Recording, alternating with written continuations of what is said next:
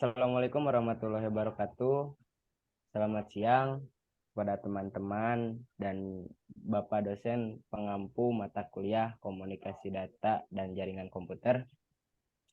Di sini kami kelompok 6 akan mempresentasikan pelajaran dari pertemuan 2 hingga pertemuan 6. Nah, dari kelompok 6 ini terdiri dari 3 orang, yaitu ada saya, Fahmi Rizky Romdonite, dengan NIM 3411211137. Ada juga Anjar Febrian Nugraha dengan NIM 3411211113. Dan yang terakhir ada Ridwan Widiansyah dengan NIM 3411211138. Baik, untuk mempersingkat waktu, saya persilahkan kepada yang akan mempresentasikan yang pertama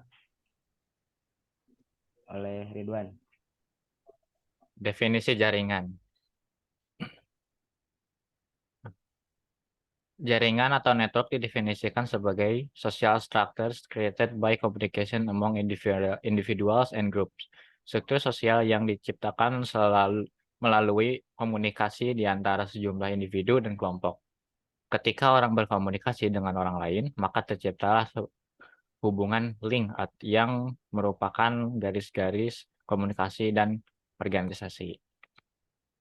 Terdapat karakteristik dari penelitian jaringan, yaitu ada relasi. Relasi adalah bukan atribut penelitian jaringan yang memusatkan perhatian pada relasi, bukan atribut. Metode ini bisa digunakan untuk meneliti bentuk aktor seperti individu, negara, lembaga, dan sebagainya. Lalu ada jaringan. Untuk penelitian jaringan ini berangkat dari asumsi bahwa aktor adalah anggota dari suatu jaringan, bukan kelompok. Jaringan komunikasi terdapat istilah-istilah dasar yang dapat digunakan sebagai landasan penelitian untuk menganalisis data yang diperoleh, yaitu ada node atau aktor bukan berarti harus berupa perorangan. Aktor juga dapat berupa perusahaan, negara, suatu organisasi, dan lain-lain. Dan juga ada link atau edge, merupakan hubungan di antara aktor, node. Link edge dilambangkan sebagai garis yang menghubungkan antara aktor satu dengan aktor lainnya. Selanjutnya dilanjutkan oleh Fahmi.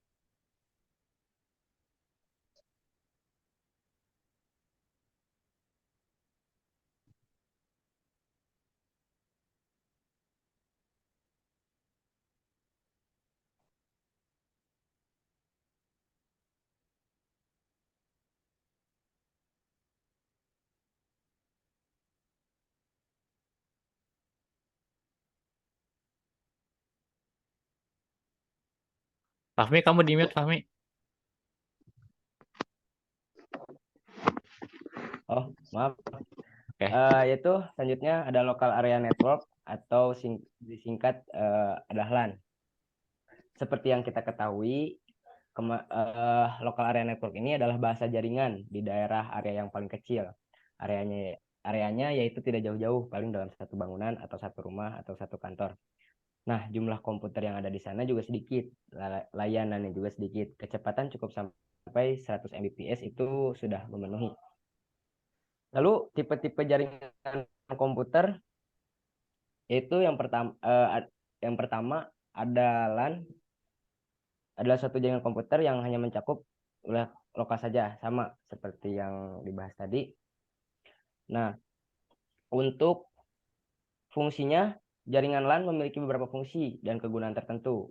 Nah, berikut ini adalah fungsi dan jaringan LAN. Yang pertama, menghubungkan dua komputer atau lebih. Jaringan LAN digunakan untuk menghubungkan dua komputer atau lebih secara langsung ataupun media perantara. Dua komputer dapat dihubungkan langsung menggunakan kabel UTP yang tersambung di kedua komputer. Terus yang kedua, memindahkan file dari satu komputer ke komputer lainnya. Dengan menggunakan jaringan LAN, kita tidak perlu bolak-balik memasukkan flash disk dari komputer satu ke komputer lainnya. Dengan LAN, kita dapat melakukan pemindahan data melalui metode sharing pada komputer. Lalu ada sharing printer. Selain berbagi data, jaringan LAN juga memungkinkan penggunanya untuk berbagi printer. Hal ini akan memudahkan seluruh pengguna dan penghemat biaya. Langkah yang harus dilakukan yaitu dengan membagi driver printer yang ada di control panel. Setelah dibagikan ke seluruh pengguna, printer dapat dipakai secara bersama-sama tanpa harus memindahkan komputer maupun printer. Dan selanjutnya ada LAN caching. Jaringan LAN dapat pula dipakai untuk mengirim pesan antar komputer pada area LAN. Aktivitas ini bahkan dapat dilakukan tanpa harus terkoneksi ke internet meskipun nantinya jaringan LAN akan tetap terlihat online. Lalu yang terakhir ada remote komputer. Melakukan aktivitas remote pada suatu komputer dapat menggunakan perangkat lunak seperti TeamViewer. Akan tetapi perangkat lunak tersebut hanya dapat bekerja ketika komputer tersambung ke internet. Dalam jaringan LAN, Anda dapat melakukan remote tanpa harus terkoneksi ke internet. Anda dapat memanfaatkan fitur Remote Desktop Manager yang sudah disediakan Microsoft. Anda pun dapat mengontrol komputer di jaringan LAN.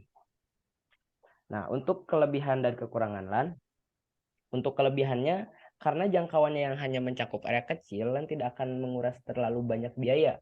Selain itu, kabel yang digunakan pun tidak terlalu panjang. Ini akan lebih menghemat biaya. Melalui LAN, koneksi transfer dan antar node akan berlangsung dengan cepat. Jaringan LAN tidak membutuhkan operator telekomunikasi untuk dapat membuat jaringan. Nah, lalu kekurangan LAN itu karena luas wilayah koneksi terbatas, hal ini hanya bisa mencakup area lokal saja. Itu minim karena LAN tersendiri tidak bisa luas. Nah, lalu ada MAN, yaitu singkatan dari Metropolitan Area Network.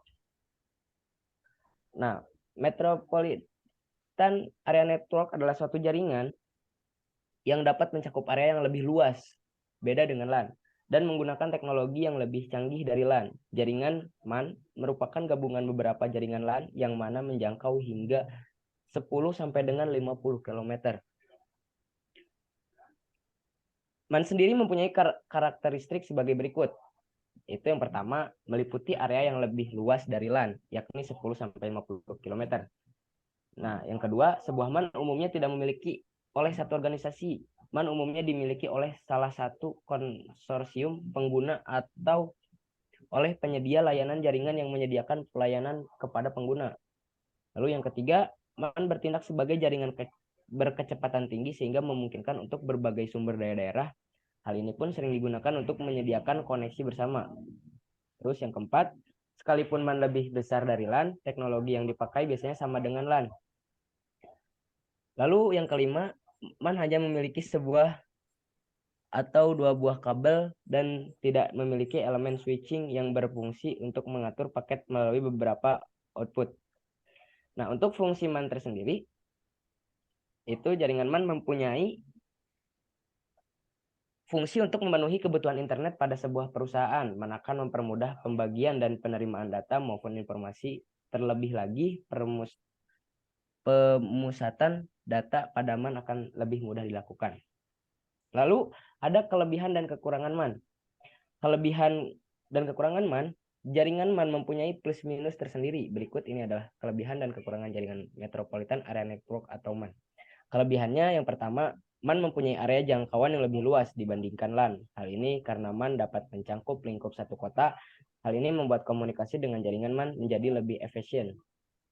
Nah, lalu yang kedua, ada jaringan MAN dipakai untuk mempermudah urusan bisnis. Keamanan berkomunikasi dengan jaringan MAN pun juga dinilai lebih terjaga. Yang ketiga, memiliki kecepatan transfer data yang tinggi. Lalu untuk kekurangan MAN, jaringan MAN sangat mungkin untuk sirsak oleh yang tidak bertanggung jawab demi keuntungan pribadi atau tujuan lainnya. Lalu yang kedua, kekurangan MAN adalah apabila terjadi kerusakan pada jaringan MAN, waktu yang diperlukan untuk memperbaikinya akan cukup lama.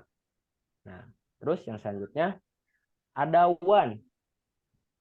WAN itu singkatan dari Wide Area Network. Nah, Wide Area Network adalah jaringan komputer yang luas cukupnya dapat mencapai satu negara, bahkan benua. Jaringan ini merupakan gabungan dari LAN dan MAN yang wilayahnya dipisahkan secara geografis. Nah, WAN tersendiri punya karakteristik. Nah, yang pertama, umumnya digunakan untuk menghubungkan perangkat-perangkat yang tidak dapat dihubungkan melalui jaringan LAN maupun MAN. Hal ini membuat WAN dapat digunakan secara luas. Lalu yang kedua, karakteristik WAN adalah area jangkauan WAN sangat luas. Oleh karena itu, biasanya dalam WAN akan melibatkan operator telekomunikasi. Tujuannya adalah agar perangkat-perangkat dalam jaringan WAN dapat melakukan komunikasi satu sama lain. Lalu, jaringan WAN dapat melakukan pertukaran paket data atau frame atau router atau switch dan jaringan LAN yang sudah dibangun. Yang terakhir, jaringan WAN ini bekerja pada layer fisik dan pada layer data link dari layer OSI. Nah, untuk fungsi WAN itu sebagai jaringan komputer yang melebihi LAN dan MAN. WAN mempunyai fungsi cukup mentereng. Berikut ini adalah fungsi dari jaringan WAN. Yang pertama, membuat arus komunikasi menjadi lebih mudah dan cepat. Lalu yang kedua, mengintegrasikan jaringan LAN dan MAN. WAN menghubungkan dan mengintegrasikan jaringan yang lebih kecil seperti MAN dan LAN. Ini akan mempermudah perusahaan untuk memperoleh informasi dan perkembangan terkini. Lalu selanjutnya, WAN tersendiri itu menghemat biaya operasional. Lalu pengiriman data yang cepat dan terhindar dari miskomunikasi. Nah, untuk kelebihan dan kekurangan WAN, untuk kelebihannya, WAN memungkinkan pengguna untuk berfungsi untuk berbagi informasi atau file melalui area lebih besar hingga mencapai antara benua. Lalu semua orang yang terdapat pada jaringan WAN akan dapat menggunakan data yang sama.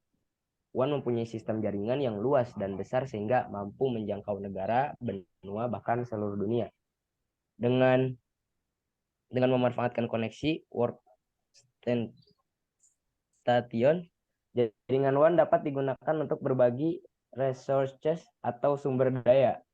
Nah, untuk kekurangan WAN, karena jangkauan yang sangat luas, sangat wajar jika WAN membutuhkan biaya operasional yang sangat tidak sedikit. Nah, dari segi pengaturan atau penyetingan dari WAN lebih sulit dan rumit. Nah, jaringan WAN membutuhkan keberadaan firewall demi membatasi penggunaan ilegal yang masuk. Nah, untuk kekurangan WAN yang terakhir adalah skala jangkauan jaringan WAN yang luas membuat jaringan ini rentan terhadap serangan dan ancaman dari dunia luar seperti hacker. Lalu selanjutnya ada media transmisi, di mana media transmisi itu banyak digunakan pada LAN. Kemungkinan pada suatu LAN terdiri bermacam-macam kabel. Nah, untuk kabel yang pertama itu ada kabel UTP atau Twisted Pair. Nah, jenis kabel yang pertama adalah kabel UTP. Yang satu ini juga seringkali disebut dengan kabel Twisted Pair. Sama dengan namanya, kabel ini memiliki ciri-ciri fisik dengan beberapa kabel utama yang terpilin dan tertata. Kabel ini merupakan LAN yang paling banyak digunakan untuk mendukung jaringan lokal. Nah, untuk kelebihannya, harga kabel Twisted Pair atau UTP ini cenderung lebih murah dibandingkan kabel jaringan yang lainnya. Lalu kabel UTP lebih mudah untuk membangun instalasinya. Namun kekurangannya, tegangan cenderung meningkat jika kabel memiliki frekuensi yang tinggi. Pada frekuensi tinggi, kabel UTP cenderung mengalami penurunan keseimbangan sehingga tidak dapat mengkomponisasi timbulnya gangguan noise. Dibandingkan dengan berbagai jenis kabel yang lain, kabel UTP cenderung lebih memiliki harga yang mahal. Itu untuk kelemahannya. Dan selanjutnya ada kabel coaksial. Nah, selain kabel UTP, jenis kabelan yang kedua adalah kabel coaksial. Berbeda dengan UTP, kabel coaksial justru lebih banyak terbuat dari kawat tembaga. Nah, fungsi kabel coaksial berbeda halnya dengan kabel touch pair. Jenis kabel ini seringkali digunakan pada jaringan komputer klasik. Umumnya kabel koaksial dulu lebih banyak digunakan pada jaringan dengan jenis bus atau ring. Namun kini penggunanya lebih banyak tergantikan oleh kabel twisted pair. Maka dari itu jenis kabel ini kini sudah kian jarang ditemui di berbagai tempat. Kelebihannya, jenis kabel koaksial lebih aman untuk digunakan karena terbuat dari bahan isolator yang tepat dan tebal.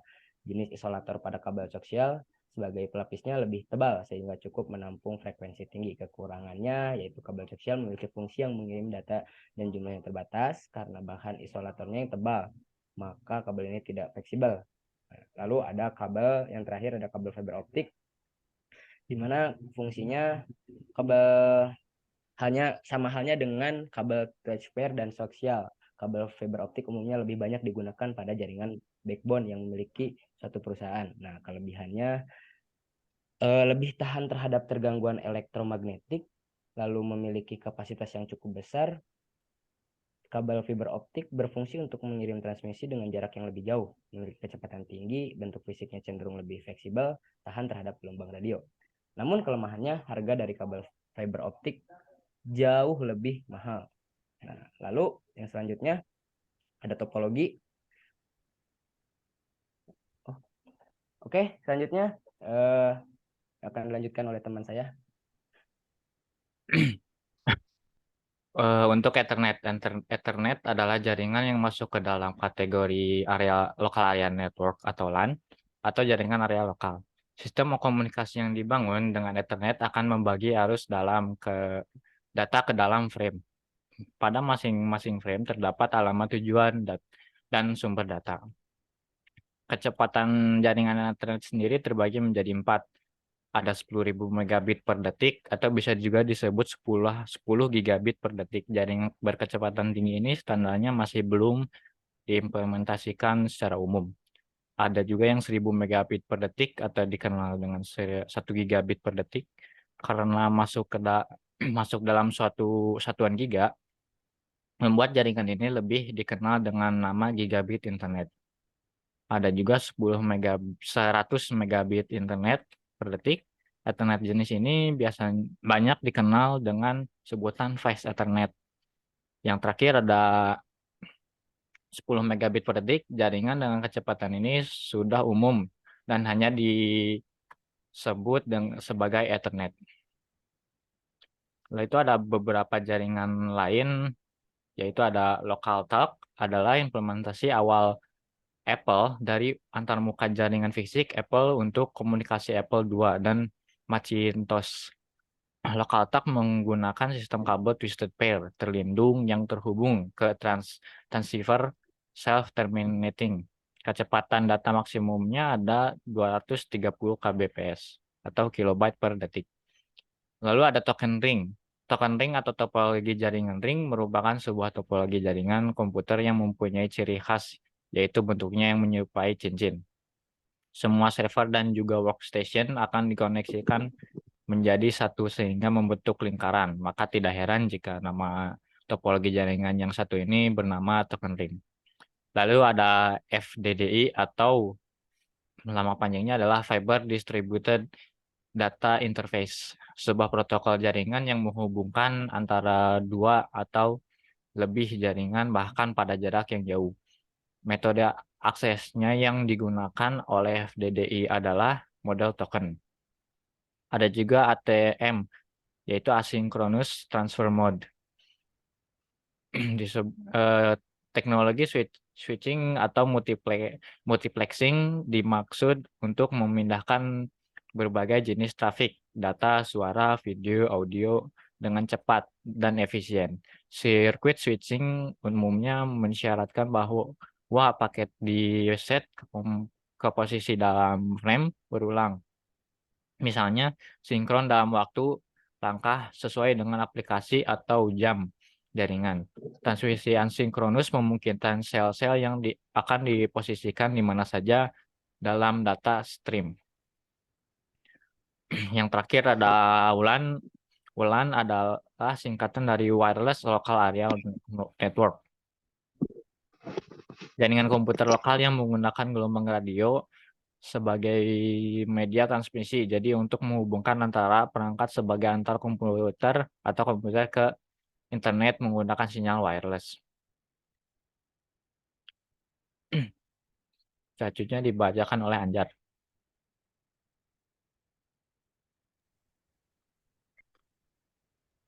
Jaringan internet. Internet merupakan sebuah jaringan komunikasi global yang menghubungkan komputer dan jaringan komputer ini di seluruh dunia. Singkatan dari Internet Connected, Internet Network ini memungkinkan kamu untuk berbagi informasi dan berkomunikasi dari mana saja dan dengan siapa saja. Selain itu, ada juga yang mendefinisikan internet sebagai international network, di mana semua tipe dan jenis komputer yang ada di seluruh dunia bisa terhubung dengan memakai tipe komunikasi seperti telepon, satelit, dan lain sebagainya. Bagaimana sejarah perkembangan internet? Internet pertama kali muncul pada tahun 1969 dengan bentuk sebuah jaringan komputer yang dibuat oleh ARPA. ARPA itu Advanced Research Project Agency, membangun jaringan internet pertama kali yang kemudian diberi nama ARPANET. ARPANET inilah yang menjadi cikal bakal terbentuknya jaringan internet yang dikenal saat ini. Kemudian di tahun 1980-an barulah internet mulai digunakan oleh kalangan terbatas dan menjalankan fungsinya dengan menghubungkan berbagai kampus atau universitas yang populer di Amerika Serikat.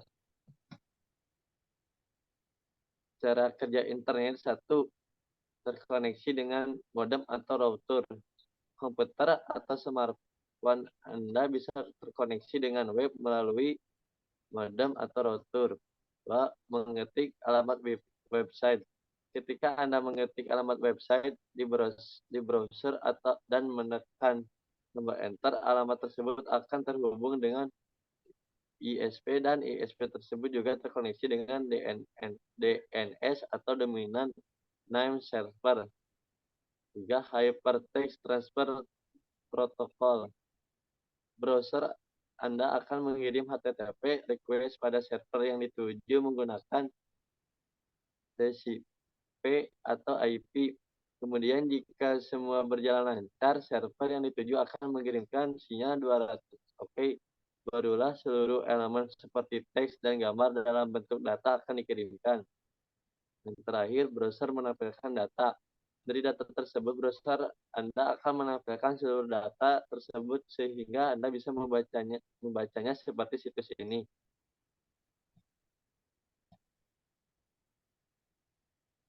Lalu untuk selanjutnya ada routing dan subnetting, di mana routing subnetting ini ada beberapa hal, yaitu hub, di mana sebuah perangkat terminal koneksi umum dalam jaringan hub umumnya digunakan untuk menghubungkan segmen LAN. Hub berisi beberapa port. Ketika sebuah paket tiba di satu port tersebut di-copy ke port lainnya hingga semua segmen LAN dapat melihat semua paket. Lalu ada switch. Pada jaringan perangkat berupa filter dan paket antara segmen LAN, switch beroperasi pada lapisan data link atau dalam kurung layer 2, dan kadang-kadang lapisan jaringan atau lapisan 3 dari OSI reference model, dan karena itu mendukung protokol paket LAN yang menggunakan switch untuk bergabung ke segmen yang ditentukan untuk mengaktifkan LAN, atau dalam kasus jaringan Ethernet LAN diaktifkan Go.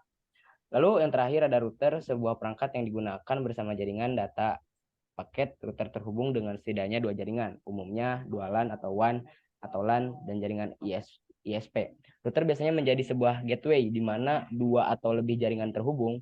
Router menggunakan header dan tabel forwarding untuk menentukan jalur yang terbaik untuk meneruskan paket-paket, dan mereka menggunakan protokol seperti ICMP untuk berkomunikasi satu sama lain dan mengkonfigurasi route yang terbaik antara dua host. Nah, next, istilah-istilah dalam routing dan subnetting. Ada subnet host bisa diartikan sebagai komputer atau tempat. Subnet bisa diartikan sebagai jaringan atau gedung host. Dan subnet yang berkaitan satu sama lain dalam satu jaringan. Misalnya, berapa banyak hostkah yang dapat dibentuk dalam satu subnet, atau berapa banyak komputer kah yang dapat dipakai dalam satu gedung. Nah, lalu ada subnetting. Subnetting adalah proses mencegah suatu IP jaringan ke subjaringan yang lebih kecil.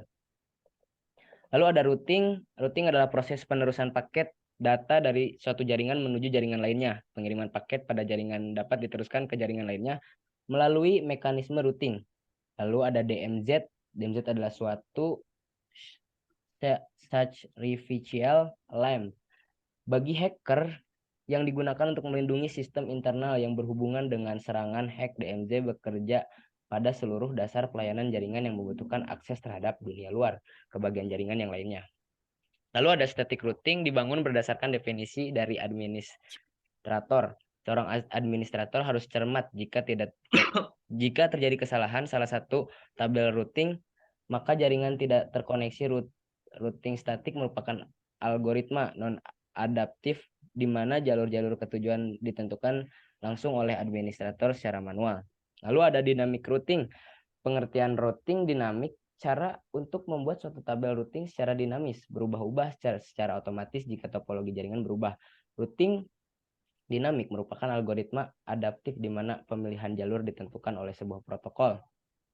Nah, lalu ada metrik, jalur terbaik yang bisa digunakan untuk menuju suatu tempat dalam protokol routing. Disebut dengan istilah metrik. Metrik adalah hasil perhitungan algoritma yang digunakan oleh protokol routing yang merupakan jarak ke tujuan atau ongkos ke tujuan. Setiap jenis protokol routing menggunakan jenis metrik yang berbeda. Next. Nah, mungkin cukup sekian yang dapat kami sampaikan. Mohon maaf apabila ada ucapan atau penerangan yang kurang dimengerti atau ada ucapan kata yang tidak enak didengar, mohon maaf, karena yang benar itu ada di Tuhan dan salahnya ada di kita. Mungkin sekian saja. Terima kasih untuk Bapak dosen yang telah mendengarkan presentasi kami dan teman-teman yang nyari referensi di video kami.